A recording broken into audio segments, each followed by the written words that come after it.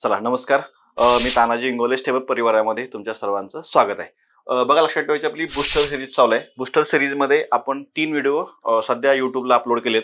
त्यातला आपण 4था व्हिडिओ बघतोय आणि तुम्ही भरभरून प्रतिसाद देताय बूस्टर सिरीजला.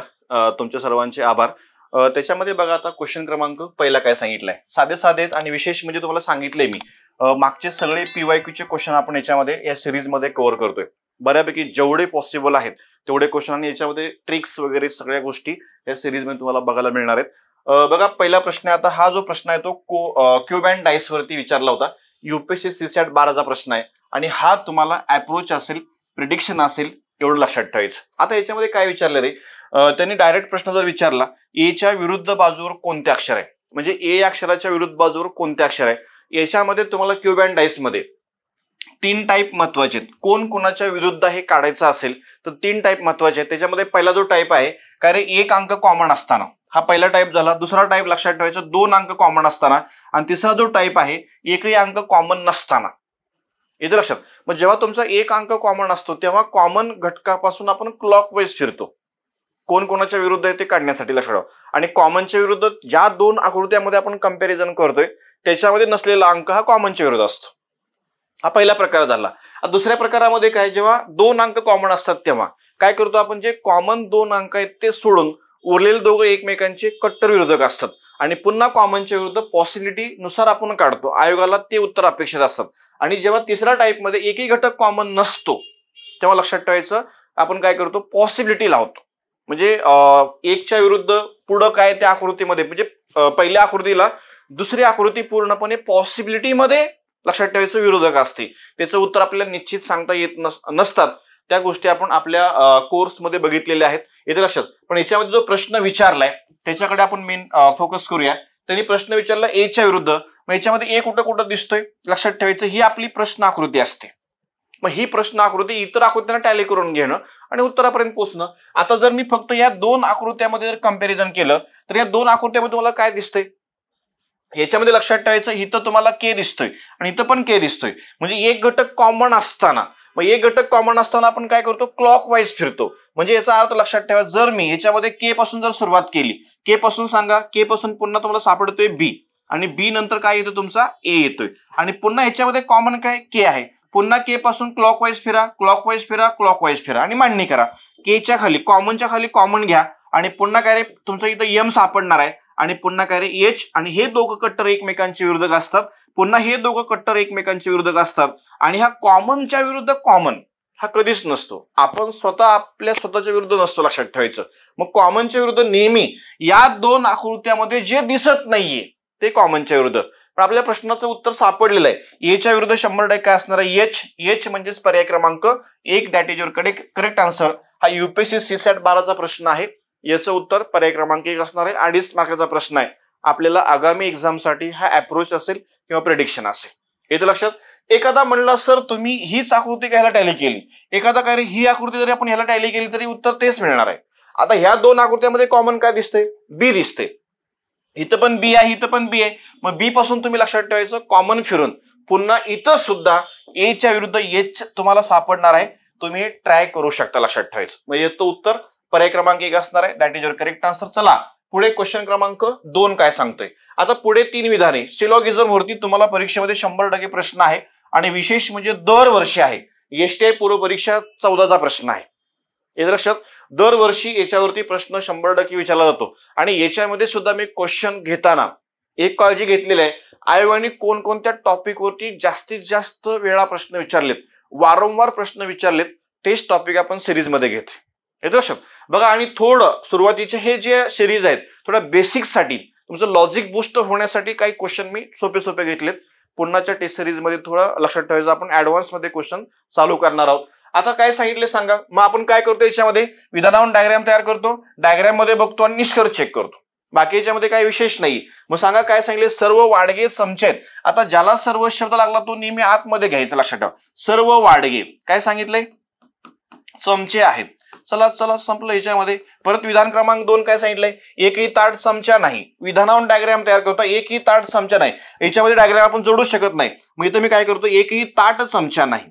मग ताट इकडे साईडला काढले मी आणि परत त्यांनी लक्षात ठेवायचं अजून एक याच्यामध्ये सर्व काटे ताटे आहेत. अजून एक विधान त्यांनी दिलं होतं सर्व काटे ताटे. मग आपण सर्व काटे हे ताटांच्या आतमध्ये आले पाहिजे. मग इथे मी काय करतो काटे टाकतो.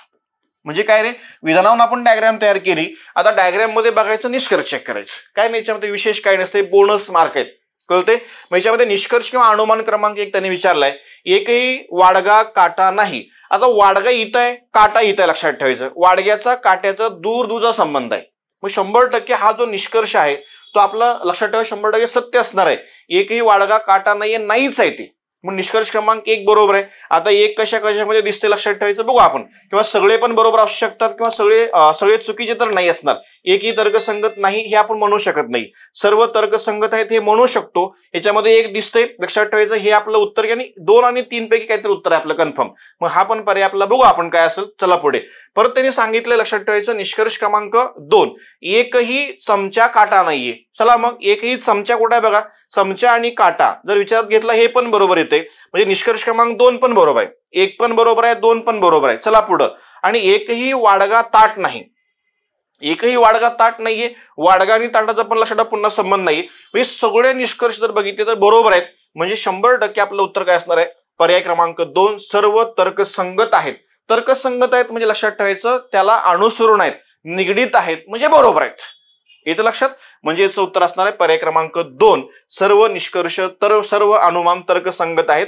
पर्याय क्रमांक 2 that is your correct answer. आता आपला तिसरा पर्याय कटून जाईल. म्हणजे STI पूर्व परीक्षेत 14चा प्रश्न आहे आणि दरवर्षी पूर्व परीक्षेला पण याच्यावरती प्रश्न असतो आणि मुख्यला पण असतो. येतं लक्षात. एकदम लक्षात ठेवा हा जो टॉपिक आहे तो छान करून ठेवा. फिक्स याच्यावरती मार्क तुम्हाला आहे.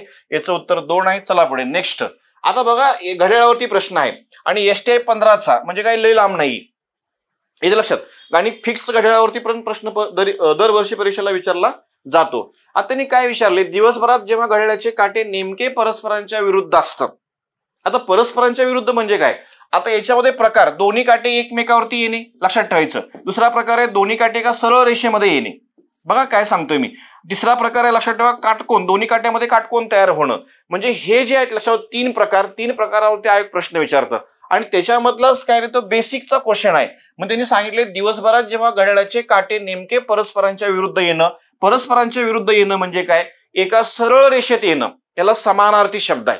एका सरळ रेषेत येणं परस्परांच्या विरुद्ध येणं किंवा काय याच्यामध्ये 180 अंशाचा कोन तयार होणं हे सगळे जे शब्द आहेत ते समानार्थी शब्द आहेत. येतं लक्षात. मग काय याच्यामध्ये ह्याच्यावरती प्रश्न विचारलाय. मग दोन्ही काटे 24 तासामध्ये.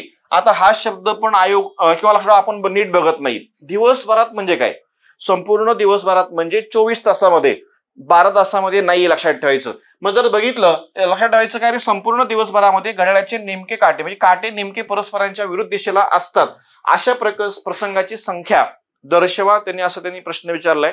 म्हणजे 24 तासी घड्याळामध्ये तास काटा आणि मिनिट काटा हे दोन्ही काटे एका सरळ रेषेमध्ये किती वेळा येतात असा प्रश्न आहे. येतं लक्षात. मग याचं उत्तर लक्षात ठेवायचं काय असणार आहे 22 वेळा असणार आहेत. म्हणजे 12 तासी घड्याळामध्ये हे किती वेळा घडतं 11 वेळा घडतं आणि पुन्हा 12 तासामध्ये 11 वेळा घडतं. असं याचं उत्तर काय रे 22 वेळा आहे. बरं याचा अपवाद मला कोण सांगेल. आता तुम्ही म्हणणार तर घड्याळ 24 तासी असतं आणि 12 तासामध्ये 22 वेळाच का घडतं. याचा अपवाद कुठे आहे. आता दोन्ही काटे एकमेकावरती येण्याचा अपवाद. एकमेकावरती येणे म्हणजे 0 अंशाचा कोन तयार होणे. याचा जो अपवाद आहे तो सकाळी 11 वाजल्यापासून ते दुपारी 1 वाजेपर्यंत म्हणजे 2 तासामध्ये ते एकदा घडतं. आणि तिथं पण दोन्ही काटे एकमेकावरती लक्षात ठेवायचं किंवा दोन्ही काट्यामध्ये 0 अंशाचा कोन 24 तासामध्ये त्याचंही उत्तर 22 वेळाच आहे. आणि त्याच्यानंतर दोन्ही काटे एका सरळ रेषेमध्ये येणं याचा जो अपवाद आहे तो सायंकाळी 5 वाजल्यापासून 7 वाजेपर्यंत. या 2 तासामध्ये दोन्ही काटे म्हणजे तास काटा मिनिट काटा दोन्ही काटे एका सरळ रेषेमध्ये फक्त एकदाच येतात आणि ते फक्त 6 वाजता येतात. हे लक्षात. म्हणून लक्षात ठेवायचं 24 तासामध्ये याचं उत्तर काय असणार आहे 22 वेळा असणार आहे. That is your correct answer. येतं लक्षात.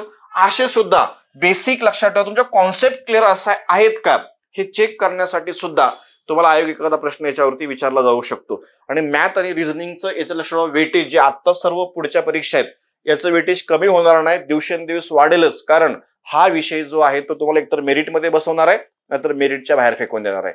दुर्लक्ष करू नका, लक्षात ठेवायचं, याच्यावर लक्ष द्या. चला पुढे तिसरा क्वेश्चन झाला.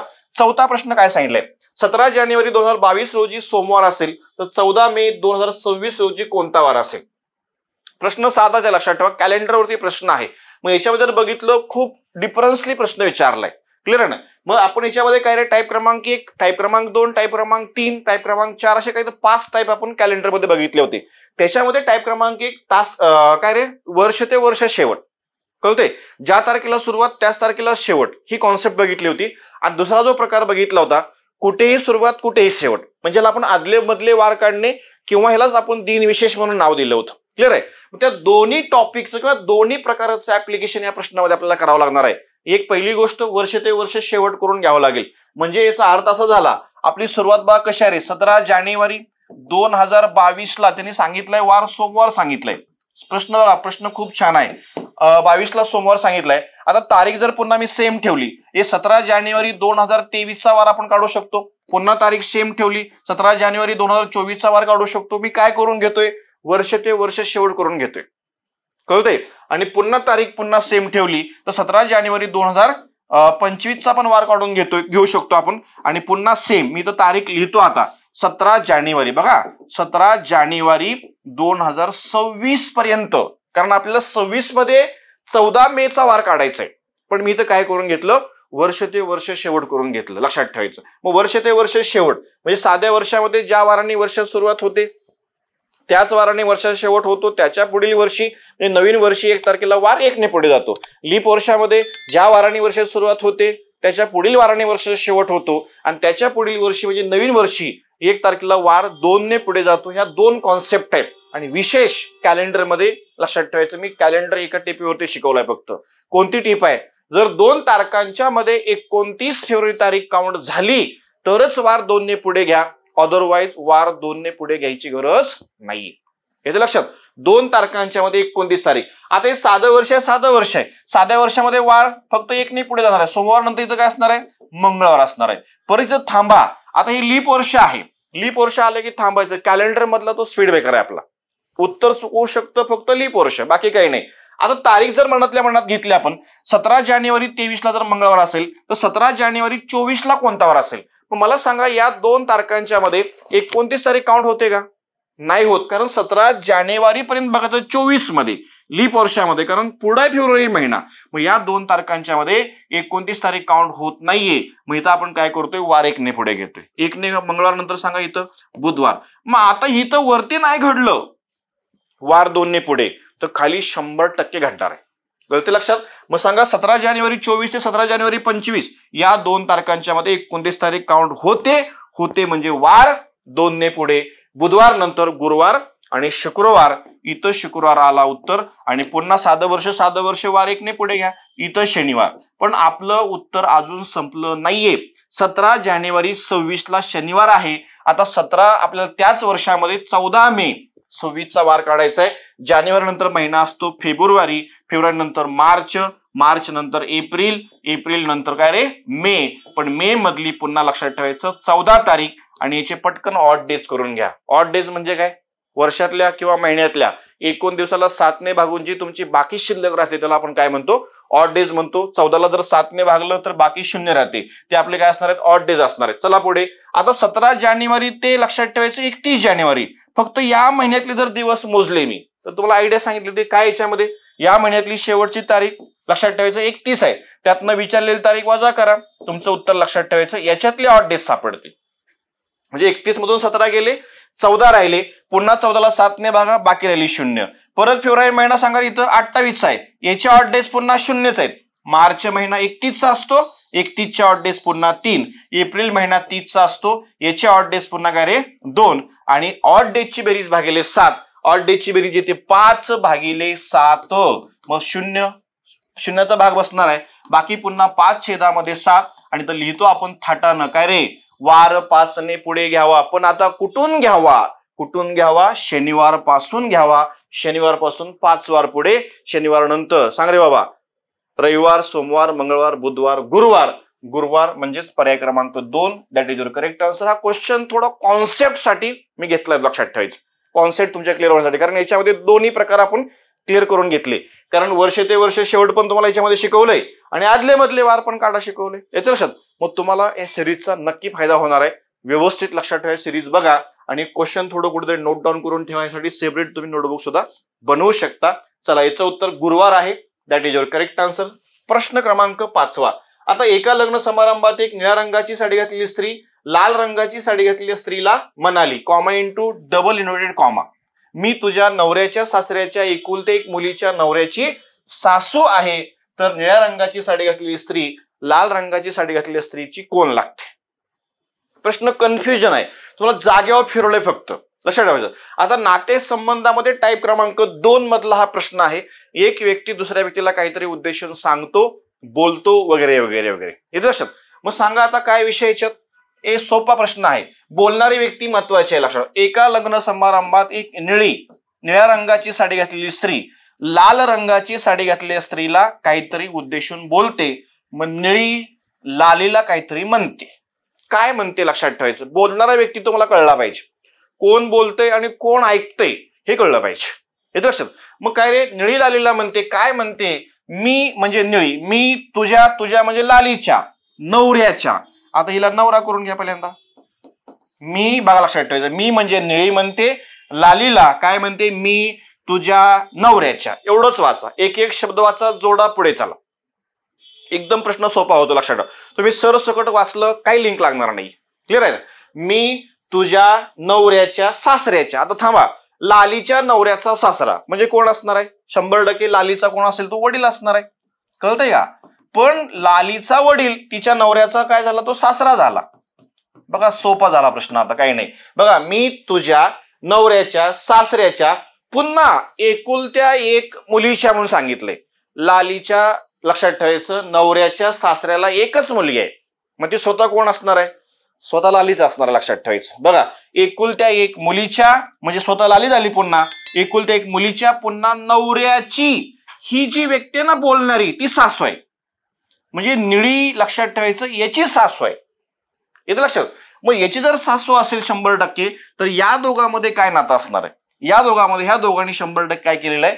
लग्न केलेलं आहे. हे दोघं नवरा बायको आहेत आणि यांची मुलगी लाली असणार आहे. आणि प्रश्न विचारलाय आता, निळ्या रंगाची साडी घातलेली स्त्री म्हणजे निळी लाल रंगाच्या साडी घातलेल्या स्त्रीची कोण लागते? निळी लालीची कोण लागते? तर याचं उत्तर असणार आहे आई. That is your correct answer. प्रश्न फक्त जागेवर फिरवला तुम्हाला, बाकी काही नाही याच्यामध्ये. मग अशा प्रकारच्या प्रश्नामध्ये काय करा? शब्द वाचा, जोडा, पुढे चला. शब्द वाचा, जोडा, पुढे चला. बाकी याच्यामध्ये जास्त डोकं चालवायचं नाही. समजते? चला, याचं उत्तर संपलेलं आहे. आणि लाली निळीची कोण असणार आहे? मुलगी असणार आहे. मुलगी याच्यामध्ये पहिलाच ऑप्शन आहे. गोंधळ करू नका परीक्षेमध्ये. निळी लालीची कोण लागते असा प्रश्न होता. आई, पर्याय क्रमांक 3. That is your correct answer. Next बघा, आता हा पुन्हा सेम नातेसंबंधावरचा प्रश्न आहे, पण कोडिंग डिकोडिंग वरचा प्रश्न. आता ऍक्च्युली हा PSI मुख्य परीक्षा 12चा प्रश्न आहे, पण या टाईपचे प्रश्न जर आले परीक्षेमध्ये तर याचे उत्तर सुद्धा इन्स्टंट कमी वेळेमध्ये देता येतात. कमी वेळेमध्ये देता येतात, लक्षात ठेवायचं. काही नाही, याच्यामध्ये कोणत्याही प्रकारचं विधान सोडवायची गरज पडत नाहीये. याच्यामध्ये पहिलं काम तुम्हाला सोपी आयडिया सांगतो, प्रश्न वाचायचा. तर खालीलपैकी हा प्रश्न आहे आपला, खालीलपैकी कोणता पर्याय काय रे दर्शवतो की यस हा पी चा मुलगा आहे? यस काय पाहिजे? मुलगा पाहिजे, लक्षात ठेवायचं. यस हा पी चा मुलगा पाहिजे. आता यस हा पी चा मुलगा म्हणजे साधं लॉजिक आहे, मुलगा म्हणजे तो कोण पाहिजे रे? मेल पाहिजे. मग इथं काय करा, या विधानामध्ये यस कुठं कुठं दिसतोय तेवढंच घर अंडरलाईन करून घ्यायचं. बघा, तेवढंच घर म्हणजे सांगा, मग यस पासून एक घर अंडरलाईन करा, यस पासून एक घर अंडरलाईन करा, यस पासून पुन्हा एक घर अंडरलाईन करा आणि यस पासून एक घर अंडरलाईन करा. आता इथं काय रे, यस वजा टी म्हणजे ए वजा बी चा अर्थ आहे. पुन्हा एस वजा आर म्हणजे ए वजा बी चा अर्थ आहे. टी अधिक एस म्हणजे ए अधिक बी चा अर्थ आहे. आणि एस अधिक टी म्हणजे पुन्हा ए अधिक बी चा अर्थ आहे. इथं तुझं आहे तुझं पाशी सगळं दिलं, इथं लक्षात ठेवायचं. तुझं आहे तुझं पाशी परी तू जागा चुकलाशी. येत लक्षात? म्हणजे इथं सगळ्या गोष्टी इथंच आहेत, बाकी काही नाही याच्यामध्ये. मग सांगा ए वजा बी. ए वजा बी म्हणजे काय सांगते सांगा? इथं ए ही बी ची बहीण आहे. मग सांगा इथं काय असेल रे? एस ही टी ची काय झाली? बहीण झाली. एस ही टी ची बहीण म्हणजे ही फिमेल झाली. यस पाहिजे काय? मेल पाहिजे. इथं यस येतोय फिमेल किंवा येते फिमेल, त्यामुळे हा पर्याय आपलं उत्तर असणार नाही. कार्यक्रम संपला, चेक करायचा विषय संपला. चला पुन्हा एस वजा आर, पुन्हा सेम घडतं इथं. एस वजा टी म्हणजे ए वजा बी, लक्षात ठेवायचं. एस वजा आर ए वजा बी, ए बी ची बहीणच आहे. पुन्हा एस ही आर ची बहीण, पुन्हा एस आली इथं फिमेल, एस पाहिजे मेल, त्यामुळे हा पण पर्याय कटला. आणि पुन्हा नेक्स्ट आपला पर्याय क्रमांक 3 काय सांगतोय, टी अधिक एस. बघा ए अधिक बी चा अर्थ काय रे, ए अधिक बी चा अर्थ ए हा बी चा भाऊ आहे. पण मला सांगा आता टी हा एस चा भाऊ झाला, पण हा मेल झाला, एसचं काय. बहीण भावाच्या नात्यामध्ये शेवटच्या व्यक्तीचं जेंडर कळत नाही. याला अपवाद आहे फक्त पती पत्नीचं नातं.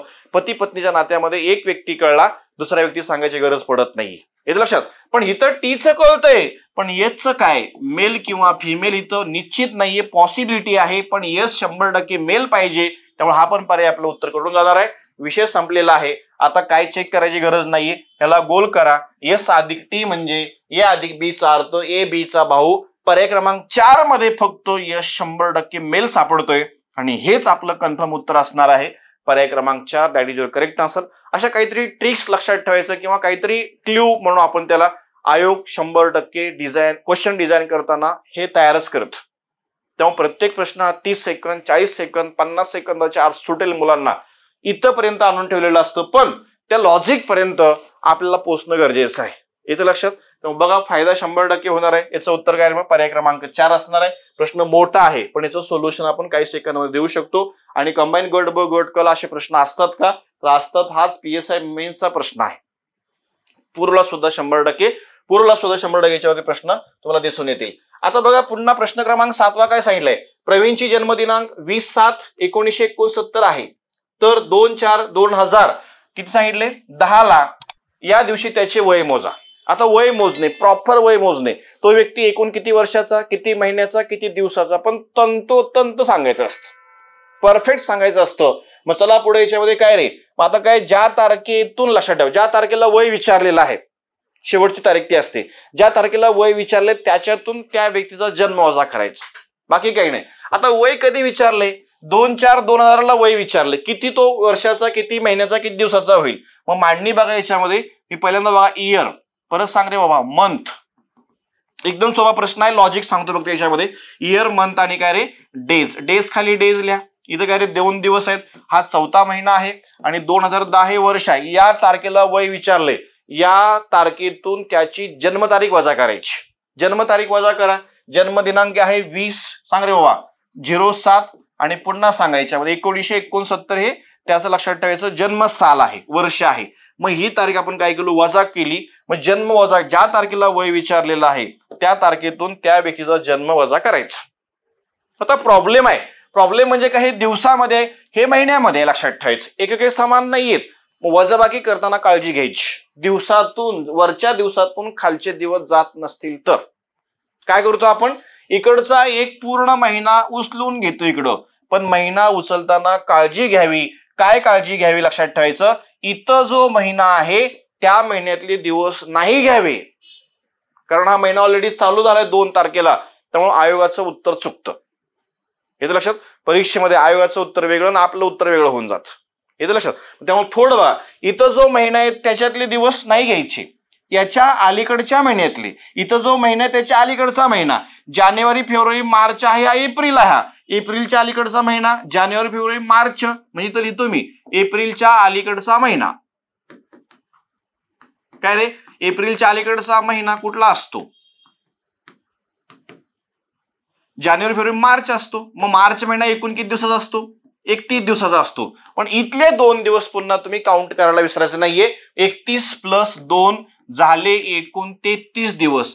आता ह्या 33 मधून 20 जातात, 100% जातात. हे असं का केलं आपण, का केलं, या 2 मधून हे 20 जात नव्हते. वरच्या दिवसातनं खालचे दिवस जात नव्हते, पण अलीकडचा एक पूर्ण महिना उचलून घेतला. पण महिना उचलताना काय काळजी घेतली, इथं जो महिना आहे तो नाही घेतला, किंवा इथं जो महिना आहे त्या महिन्यातले दिवस नाही घेतले, याच्या अलीकडच्या महिन्यातले दिवस आपण लक्षात ठेवायचे घेतलेत. तो महिना येतो मार्च. मार्च महिना 31चा 31 + 2 झाले 33. 33 मधून आपल्याला काय करायचे, 20 मायनस करायचे. लक्षात ठेवायचं इथं 13 उत्तर येणार आहे. मग 13 जर बघितलं आपण, फक्त पर्याय क्रमांक 3 मध्ये दिसते, उत्तर संपलेलं आहे, येतं लक्षात.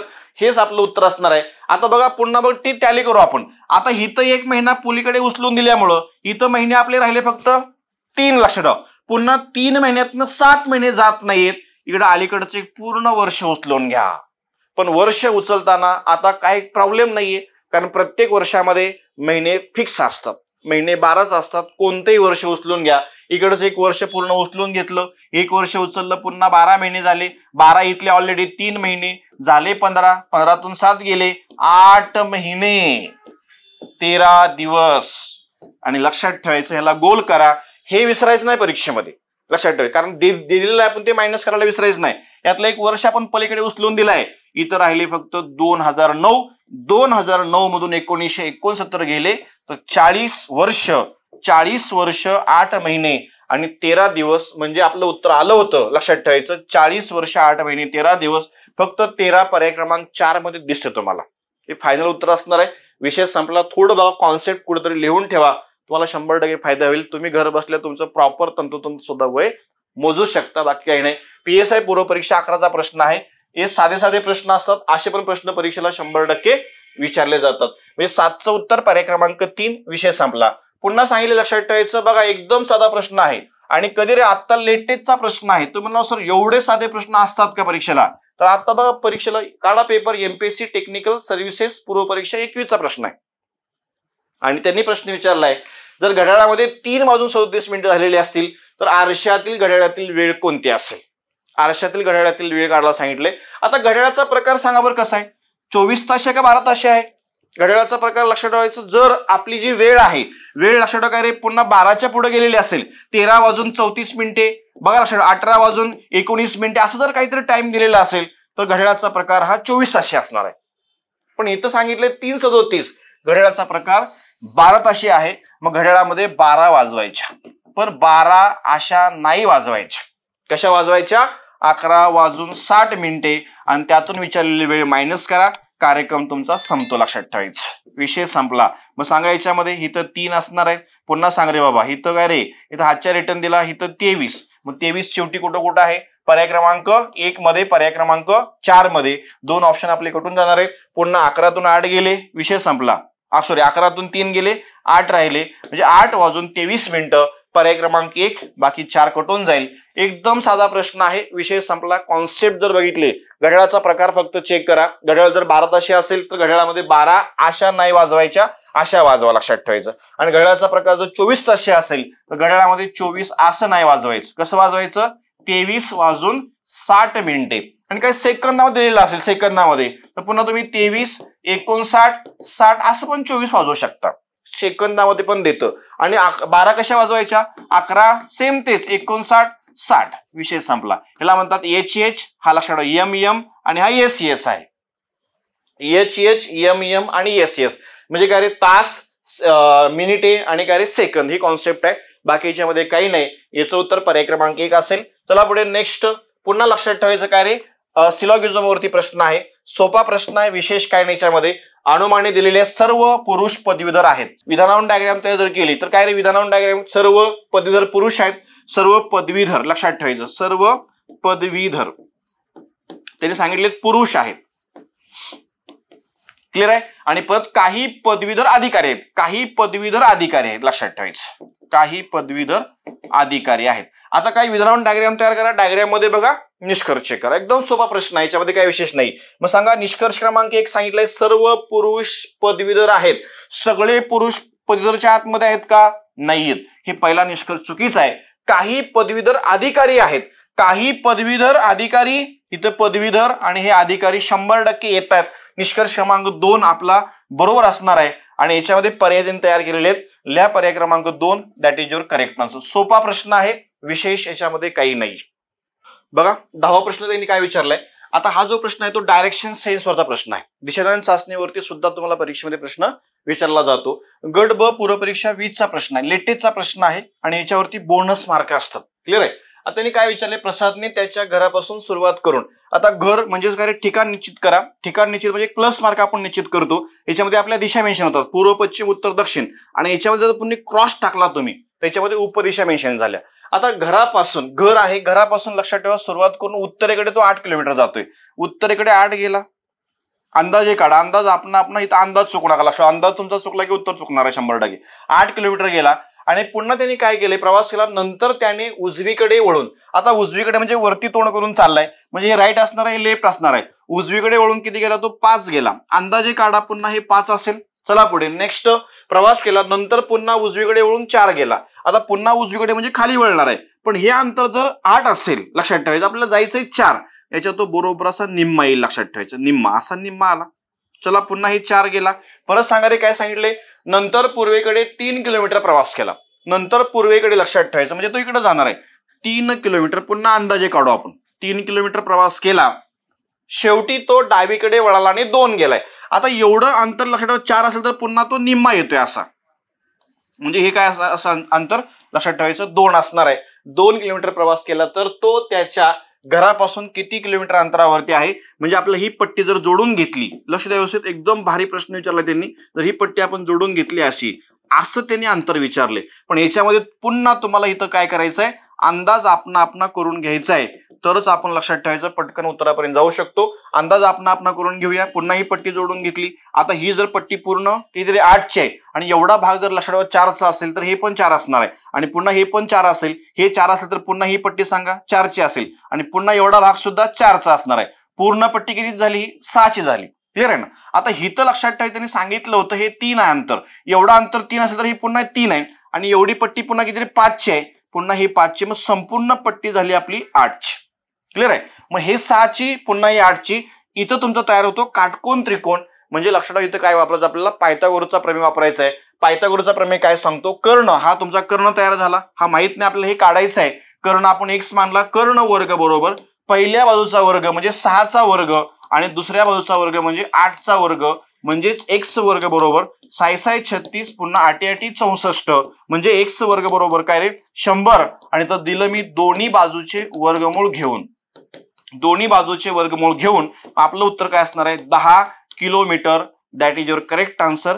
हे उत्तर आहे पर्याय क्रमांक 3 या प्रश्नाचं. क्लिअर आहे. गट ब पूर्व परीक्षा 20चा प्रश्न होता.